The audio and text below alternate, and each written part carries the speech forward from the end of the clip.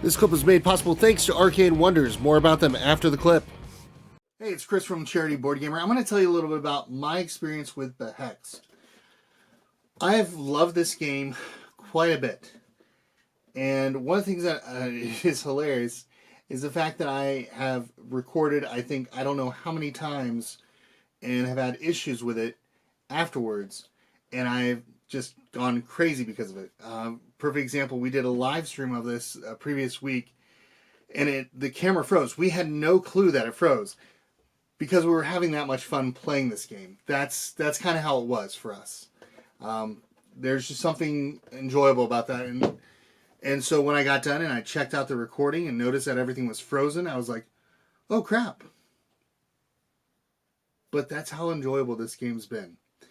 I'll tell you a little bit about how the game works, and you can decide whether or not to back it. It's still on Kickstarter right now, and I mean, I'm going to automatically recommend it just because of the experiences my family had and how much we didn't even pay attention to the screen as we were doing the recording and doing the live stream and all that stuff. So I'll go there. But what I will do is, as I'm talking about this, there will be a little bit of video from our most recent live stream that we did, where we're actually playing it, so you can kind of see it a little bit. But we're going to have that full video live next week. But you can also see it on Twitch right now for the next 60 days, I think is what they say. So in the game, you are a battle mage. So like this is a battle mage right here. This one is called the Seether. All of them have kind of different abilities. Like the Seether is very much take that style. Then you have characters like Ink, which is more mimicking. Then you have like the Orderer, which is more about mad compulsion. And you have, there's a guy with fire on his head who is just pure combat. You have the Witherer, which is being able to take cards out of the discard pile and bring them back to life. So all these different kind of cards are going to be out there in the game. And what you're going to be doing, or all these different players are going to be in the game. So what you'll be doing is you start off with so many willpower. Note that at the end of the game, willpower counts to points. So you're going to start off with a certain amount of willpower, and you are going to be passing a hex around. It's like this little token. You're going to be passing it back and forth, and you're playing with this deck of 10 cards to start off with. You take 5, and just like a deck builder, and you're going to go ahead and you are going to play cards that are going to deflect the hex. So let's say this person over there went ahead and they sent the hex to me. Well, now I'm going to go ahead and pass it across and send it right back to them. And then they're passing it to Beth. And then Beth's passing it to Abigail. And Abigail's passing it to Daniel. Daniel's passing it back to Beth. Beth's passing it to me. I'm passing it back. It is non-stop craziness. But in between, what I find interesting about this deck builder is the fact that you can purchase your cards, or what they call conjuring, and immediately put the card in your hand, where most deck builders will have you take it and put it into your discard pile to be shuffled up later. So that kind of adds a little bit of flavor to it. The cards that you have also have values. So you can spend 2 cards, or like I have 2 with a value of 1 each. So I spend those 2, and I will put them in my discard pile, and then I will conjure one of the cards in that middle circle. So I will look at the circle of cards. I will pick one of the 4 cards that's visible, and of course it has to meet the cost that I just spent. However, I can always spend willpower, meaning that I will be spending points that may hurt me later, but I can spend some willpower to also add to the value of what I'm buying. So let's say there's a card that's out there that is 3, that's a cost of 3, and I have 2. I spend a willpower, I can now get that card with 3. Something else that happens in the game is that some of these cards have actual point values on them, because at the end of the game you're also going to be counting the cards. So you'll be counting the cards, you'll be counting the willpower, and that's going to kind of give you your score.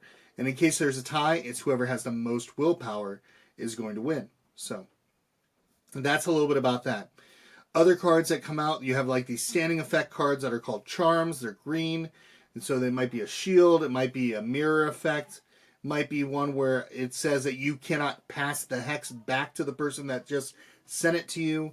That's kind of one of those things. There's red cards called Behext cards, meaning that if you're holding that card and you are the one that has that has no ability to deflect the hex, you're going to be able to do whatever that card has on it. So it might be something like, for me, if I got Behext and attacked by Daniel, I would actually get the willpower point. He would lose the willpower point. There's also cards that are advanced deflect cards, so you've got like cards that have boost on them. I talked about Mad Compulsion. Mad Compulsion is one where it has to be passed a certain direction, and if you're not able to pass it in a certain direction, you are Behexed. But there are ways to also remove tokens from these things, so it can definitely make for an interesting round. The base game starts off with 4 rounds, and you're going to be playing that with 2 to 5 players. And then as you get through the game, as you start understanding it and feeling better about it, you then will start adding mystery packs, or these little mastery packs. So this one right here has ink in it. This is the second circle.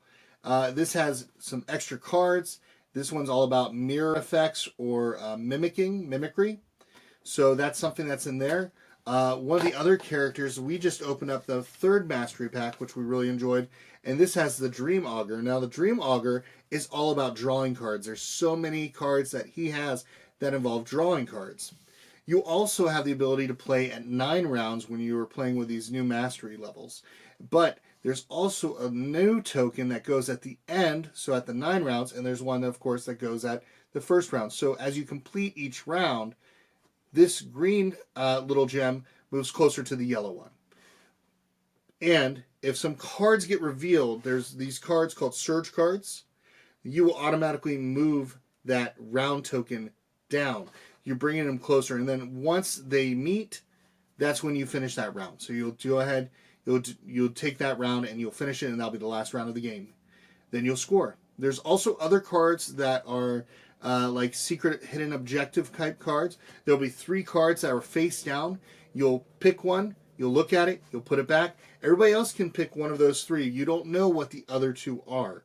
So you might be scoring based on having the most cards, while somebody else might be scoring based on having the least amount of cards. Somebody might have a card that says, hey, I have to have the most at, say, a side left. A side meaning pushing it aside, that I'm going to be passing the deflect or the hex that way. So that is the game. What can I say about it other than the fact that our family enjoyed it? Is the fact that Smirk Dagger has been known for making some solid games. We've really enjoyed Cinder. We've enjoyed Tower of Madness. Night Cage was phenomenal. And this is no exception. So I recommend it. Our family would recommend it. But we're going to let you decide. And if you want to, check out some of the other videos that are out there about Behext.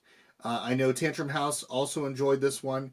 And I recommend it. So I can't stop saying I recommend it. It's just kind of one of those things where it was that good. It was just that good. So I'm Chris from Charity Board Gamer. Hope you have an amazing weekend, and I'll see you next week. Bye. All right, guys, stand still. Do you have problems sometimes taking photos? Okay, there we go. There's a smile. I mean, with my kids, yeah, we do. But it's a lot easier when we're playing Picture Perfect from Arcane Wonders, a game that we highly recommend and is in stores now, or you can go ahead and order straight from their website, link down below. Hey, thanks for watching our video. If you like what you saw here, go ahead and hit that little like, subscribe, the little bell thingamabobber, you know the thing, and watch some of our videos. Maybe one that's maybe up here, or maybe down there, or over there, or down there. I don't know where they are, but thank you all. Remember, when we can gather at the table, we can do the same for a good cause. Bye. Bye.